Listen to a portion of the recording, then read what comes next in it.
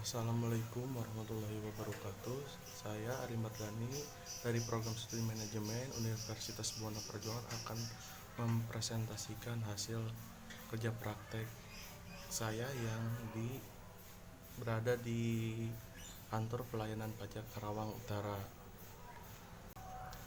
Di sini ada sejarah singkat dari KPP Pratama Karawang Utara, yaitu mulai berdirinya kantor itu yang luas wilayah kerjanya meliputi Kabupaten Karawang, Bekasi, dan Purwakarta. Kantor Inspeksi Pajak Karawang kemudian dimekarkan menjadi KPP Karawang, yaitu sebelum KPP Karawang itu Purwakarta dan KPP Bekasi. Sedangkan kantor Inspeksi Pajak Karawang berubah menjadi KPP Karawang dengan wilayah kerja yang lebih sempit, yaitu Kabupaten Karawang. KPP Pratama Karawang Utara merupakan peleburan dari struktur organisasi KPP Karawang, Kantor Pemeriksaan dan Penyidikan Pajak Karawang, dan Kantor Pelayanan Pajak Bumi dan Bangunan Karawang. KPP Pratama Karawang Utara merupakan ekstensi vertikal dari Direktorat Jenderal Pajak yang bertanggung jawab langsung kepada Kepala Kantor Wilayah DJP Jawa Barat. Di sini ada gambar perusahaan, profil perusahaan, nama perusahaan, yaitu KPP Pratama Karawang Utara, tanggal berdiri 9 Agustus 2007, alamat Jalan Jenderal Ahmad Yani nomor 7 Karawang. Jenis perusahaan yaitu melayani, jumlah pelayanan, jumlah karyawan 98 pegawai. Di sini ada email www.pajak.go.id. Tinjauan pustaka pengertian manajemen. Pengertian manajemen di sini ada sedikit dari menurut para ahli. Terus menurut teori 2010, manajemen merupakan suatu proses khas yang terdiri dari tindakan-tindakan perencanaan, pengorganisasian, pengerakan, dan pengadaan yang dilakukan untuk menentukan serta mencapai sasaran yang telah ditentukan. Terus menurut James Storer 2010, manajemen adalah suatu perencanaan, perorganisasian, kepemimpinan, dan pengendalian organisasi serta menggunakan sebuah sumber daya. Ada beberapa organisasi untuk mencapai tujuan organisasi yang telah diterapkan sebelumnya. Secara umum, definisi manajemen ialah sebuah seni untuk mengatur suatu, baik orang ataupun pekerjaan. Pengertian manajemen adalah sebuah proses yang dilakukan untuk mencapai sebuah tujuan suatu organisasi dengan cara bekerja dalam tim. Pengertian manajemen SDM. Menurut Suswanto dan Doni Junipriandsa 2011 ayat 4, perencanaan sumber daya manusia dalam menentukan pergerakan SDM perusahaan dari posisi saat ini menuju posisi yang diinginkan di masa depan. Terus ada di sini ada menurut Pautinho Cardoso Gomez 2003 ayat 83, perencanaan sumber daya manusia adalah langkah-langkah tertentu yang diambil oleh manajemen guna menjamin bahwa bagi organisasi tersedia tenaga kerja yang tepat untuk menduduki berbagai kedudukan, jabatan, dan pekerjaan yang tepat pada waktunya.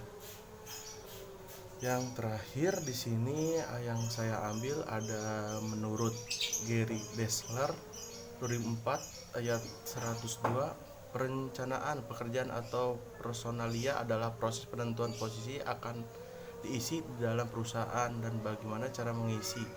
Perencanaan pekerjaan atau personalia adalah proses penentuan posisi akan diisi di dalam perusahaan dan bagaimana cara mengisinya. Jadi kesimpulannya itu adalah perencanaan sumber daya manusia merupakan bagian dari luar proses manajemen dalam menentukan pergerakan sumber daya manusia perusahaan dari posisi saat ini menuju posisi yang diinginkan di masa depan. Di sini ada pengertian perencanaan SDM. Menurut Suswanto dan Doni Juni Priyansa tahun 2011 ayat 4 perencanaan sumber daya manusia di dalam menentukan pergerakan SDM perusahaan dari posisi saat ini menuju posisi yang diinginkan di masa depan. Menurut Anwar Prabu 2004 ayat 4, perencanaan sumber daya manusia didefinisikan sebagai proses penentukan kebutuhan tenaga kerja dan berarti menemukan kebutuhan tersebut agar pelaksananya berterintegrasi dengan rencana organisasi. Di sini ada tujuan dan metode. Yang pertama ada tujuan umum dan tujuan kasus. Yang pertama itu tujuan umum. Tujuan umum itu menambah wawasan dan ilmu pengetahuan mahasiswa karena ilmu yang diperoleh di bangku perkuliahan akan lebih bermanfaat apabila diaplikasikan pada instansi yang bersangkutan dalam perusahaan. Terus yang kedua ada tujuan khusus. Tujuan khusus membangun mahasiswa yang siap dalam menghadapi permasalahan dan tantangan dunia usaha kerja serta memiliki dalam menganalisis permasalahan dalam lingkungan teknologi. Terus ada mendapatkan data-data yang dapat diangkat menjadi masalah untuk susunan dalam proposal tugas akhir, melatih mental mahasiswa untuk selalu siap dan tanggap dengan kondisi yang ada di lapangan kerja. Metode penulis artikel menggunakan metode deskriptif, library, research, dan yang terkait dengan pelaksanaan kerja praktek. Pelaksanaan kerja praktek, kedudukan dan koordinasi. Selama saya melakukan kegiatan kerja praktek, saya ditempatkan di bagian ekstensifikasi dan di pelayanan, melakukan kegiatan kerja mulai dari jam 8 sampai jam 4 di tempat kerja praktek, berkoordinasi dengan pegawai KPP Pratama Bapak Alal, dan di situ ada kepala koordinator ekstensifikasi yaitu Bapak Hadi. Yaitu ada tugas-tugas yang harus dilakukan di kantor KPP Karawang Utara ya. Saya itu pertama kali ditempatkan di pelayanan. Saya menginput data surat permohonan, membuat NPWP, dan setelah 2 minggu kemudian saya dipindahkan di ekstensifikasi yang tugasnya itu membantu membuat NPWP dan pelaporan SPT tahunan. Tugas utama di ekstensifikasi tugasnya untuk membantu WP wajib pajak membuat NPWP dan pelaporan SPT tahunan.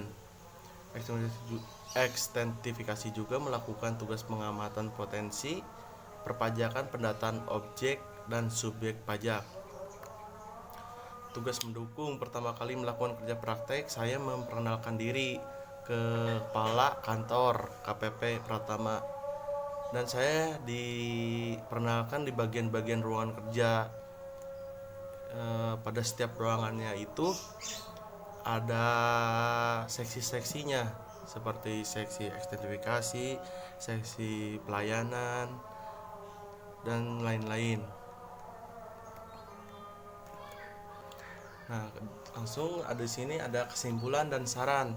Kesimpulan, kerja praktek merupakan salah satu syarat memenuhi tugas semester 6. Kerja praktek sangat bermanfaat bagi praktek karena dapat sebelumnya. Selain itu, dengan diadakan kerja praktek akan memperoleh gambaran mengenai dunia pekerjaan, khususnya dalam bidang perpajakan, karena praktek merupakan aplikasi dari perkuliahan yang telah berlangsung. Setelah praktek melaksanakan praktek kerja lapangan di KPP Pratama dan membuat laporan ini, maka dapat diambil kesimpulannya. Saran, praktik ini memberikan saran kepada pihak KPP Pratama agar lebih baik dan efisien guna memajukan masa yang akan datang. Satu, adanya praktik ini adanya timbal balik antara Universitas Buana Perjuangan Karawang dengan praktek kerja lapangan yaitu KP. Terus kedua ada kantor KPP Pratama bagian ekstensifikasi dan pelayanan. lebih memperhatikan karyawan yang memadai sehingga karyawan tidak terburu-buru guna hasil yang diinginkan oleh negara, dan memadai karyawan serta dengan tugas masing-masing yang telah diterapkan oleh pemerintah. Di sini ada lampiran foto kegiatan selama kerja praktek berlangsung. Ini ada ke Mas Alal itu sebagai penanggung jawab kerja praktek di ekstentifikasi. Sekian pemaparan presentasi hasil kerja praktek saya. Mohon maaf apabila ada kesalahan dari tutur kata. Wassalamualaikum warahmatullahi wabarakatuh.